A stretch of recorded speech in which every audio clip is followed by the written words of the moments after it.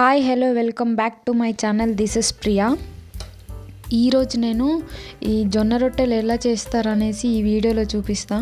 Maximum అందరికీ తెలిసే ఉంటుంది, ఎందుకంటే విలేజ్లో ఇది రాని వాళ్ళు తెలియని వాళ్ళు అసలు విలేజ్లో ఉండరు.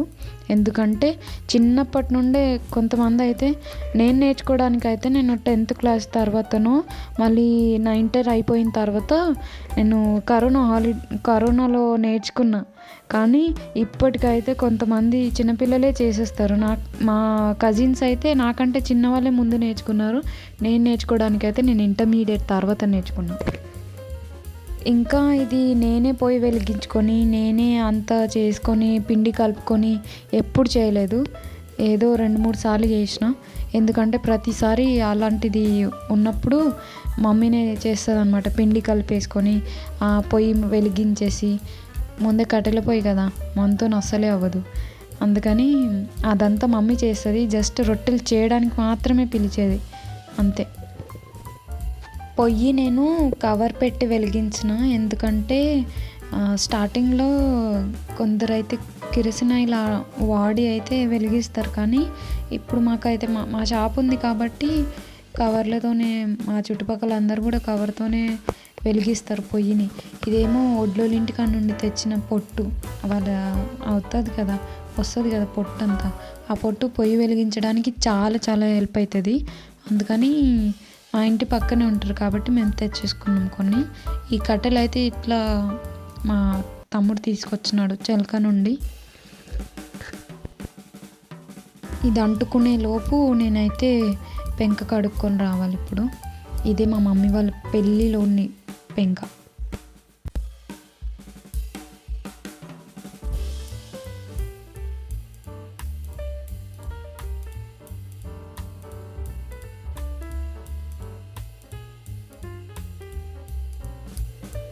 ఇగో ఇదే మా మమ్మీ వాళ్ళ పెళ్ళిలోది పెంక. దీన్ని గీకి ఏదో సొట్టపోయినట్టుంది కదా, కానీ అది అట్లనే ఉంటుందంట ఫస్ట్ నుండి. మా మమ్మీ దాన్ని ఏం చెయ్యదు, అట్లనే మంచిగా అవుతాయి అని చెప్తుంది. మంచిగా అవుతాయి కూడా, ఎందుకంటే మేము కూడా చూస్తుంటాం కదా, అందుకని మంచిగా అవుతాయి కాబట్టి అలానే ఉంది. మేము కూడా అదే ఫాలో అయినాం. మా మమ్మీ అయితే వేరే వాటి మీద చేయడానికి కొంచెం హెసిటేట్ అవుతుంది, కానీ మా పెంక మీద దానికి అలవాటు కాబట్టి అలా.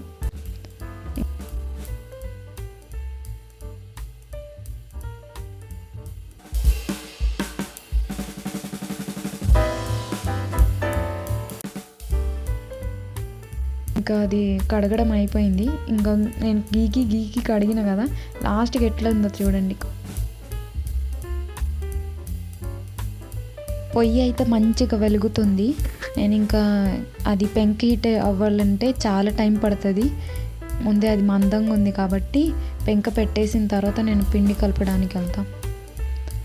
ఇంకా పిండి కలపాలంటే లోపల గ్యాస్ స్టవ్ ఉంటుంది కదా, దాని మీద వాటర్ పెట్టేసి అది వేడయ్యాక పిండి కలుపుకొని వచ్చిన తర్వాత, పిండి కలపడం లోపలే చేసుకొని బయటికి వచ్చిన తర్వాత రొట్టెలు చేస్తారు. స్టార్టింగ్ నుండి ఇట్లనే చేస్తారు కాబట్టి ఇది ఒక ప్రాసెస్ లాగా నేనైతే ఇప్పుడు ఫాలో అయిపోతున్నా. మా మమ్మీ చేస్తుంది కాబట్టి. ఇదే ఆ పిండి బకెట్. ఇందులో నుండి కొంచెం పిండి తీసుకొని నీళ్ళు వేడైనాక కలుపుకోవాలి.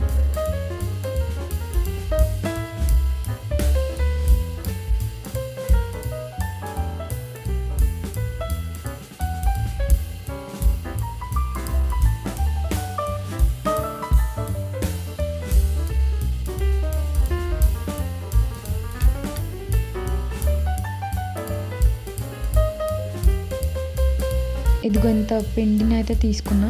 పిండి వాటర్లో కొంచెం అంటే మనం వేడెక్కడానికి పెట్టిన వాటర్లో కొంచెం పిండి కలిపితేనేమో తొందరగా హీట్ ఎక్కుతాయి అన్నమాట వాటర్. అప్పుడు మనం తొందరగా కలుపుకోవచ్చు. చూసినారా పిండి కలిపిన తర్వాత ఎట్లా అవుతుందో, అది మరి.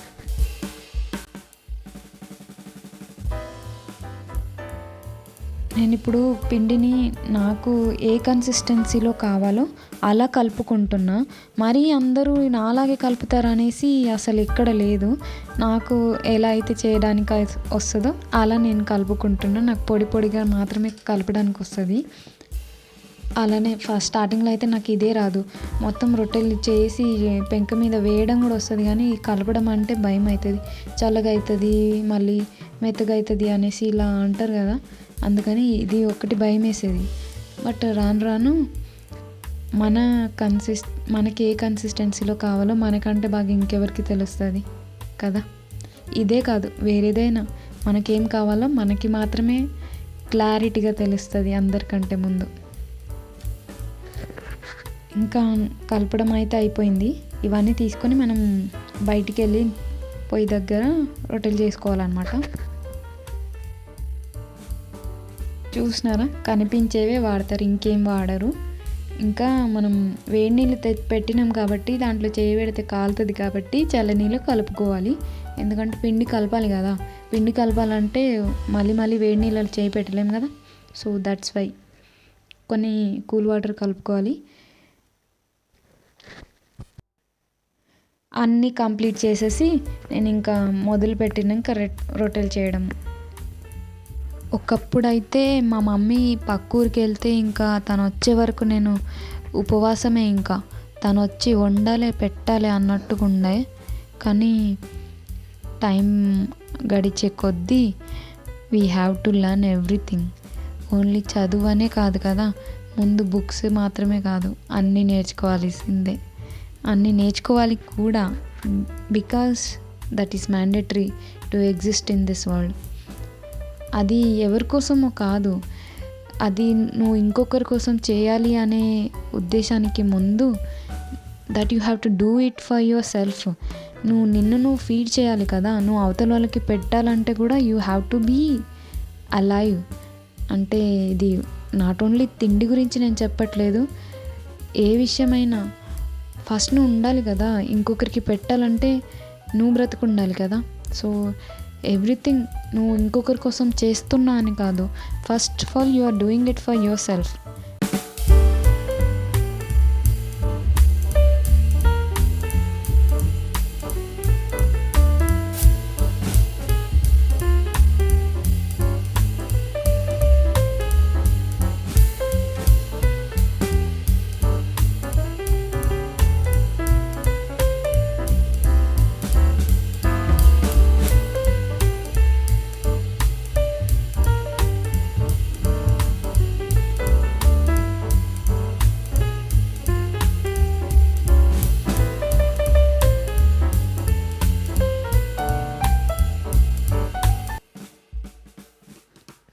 ఇదే జొన్న రొట్టెలు అంటే ఇది దాని అవుట్పుట్.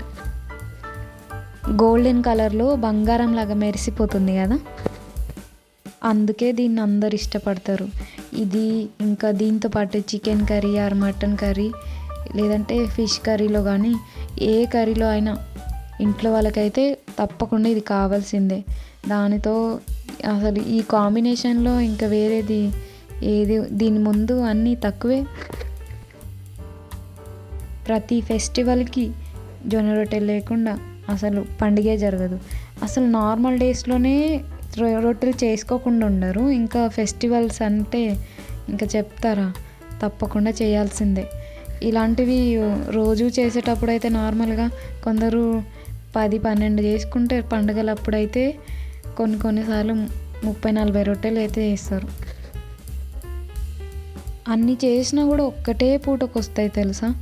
అవన్నీ అంటే చిన్నప్పటి నుండి అవి తిని అలవాటు కదా, అందుకని ఒక్కటి ఉన్నా కూడా చిన్న చపాతీ లెక్క కనపడుతుంది, అందుకని ఎక్కువ ఫీల్ అవ్వరు దానికి. మా డాడీకి అయితే అసలు చేస్తుంటేనే మొత్తం అన్నీ ఎన్ని తినేస్తాడో ఆయనకు కూడా అన్కౌంటబుల్ అలా ఉంటుంది. మరి చేసేటప్పుడే కొన్నిసార్లు తినేస్తాడు మా డాడీ అయితే.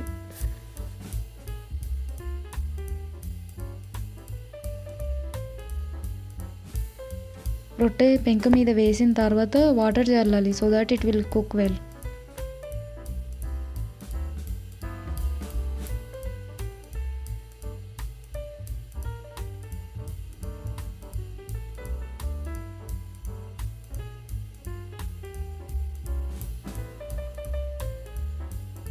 ఫైనలీ అన్నీ అయిపోయినాయి, ఇంకా చేయడం అయిపోయింది. ఇది లాస్ట్.